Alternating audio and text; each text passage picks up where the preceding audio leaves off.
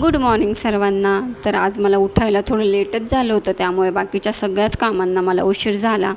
तर पहिल्यांदा इथे मी छान अंघोळ करून फ्रेश झाली. त्यानंतर गरमागरम चहा घेतला, कारण चहा नाही घेतला तर मला बाकीची काहीच कामं सुचत नाहीत.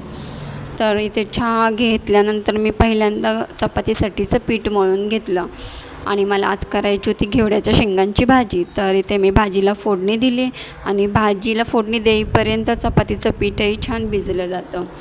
तर आता एका गॅसवर भाजी पण शिजते आणि दुसऱ्या गॅसवर मी चपात्याही बनवून घेते.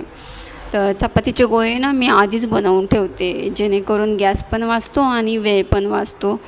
आणि मग आता एकीकडे भाजी पण शिजते आणि दुसरीकडे मी चपात्याही बनवून घेते. तर रात्री मी मसाले भात केला होता, त्यातला भातही शिल्लक होता. तो भात मी लगेच तव्यावर टाकून छान फ्राय करून घेतला आणि मग त्या भाताचा आमचा नाश्ताही झाला. तर आता मी इथे चपात्या बनवून घेतल्या आणि आता सगळं पारूसं घर पहिल्यांदा झाडून घेते, कारण मला करायची होती दिवाबत्ती. तर आता मी इथे सगळं घर झाडून घेते आणि छान दिवाबत्ती करते. आणि दिवाबत्ती झाली की कसं घरही छान वाटतं आणि मनही प्रसन्न राहतं. तर तुम्ही पाहू शकता. आणि मला ना आज दिवाबत्ती करताना, म्हणजे देवाची पूजा करताना मला फुलंच भेटली नाहीत. तर मी माझ्याच झाडाची जी फुलं होती तीच तोडून देवाला वाहिलीत.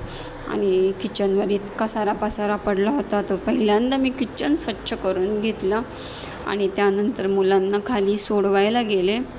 तर मुलांना बाय केला आणि घरी येऊन छान जेवण केलं. तर आजचा ब्लॉग मी इथेच थांबवते.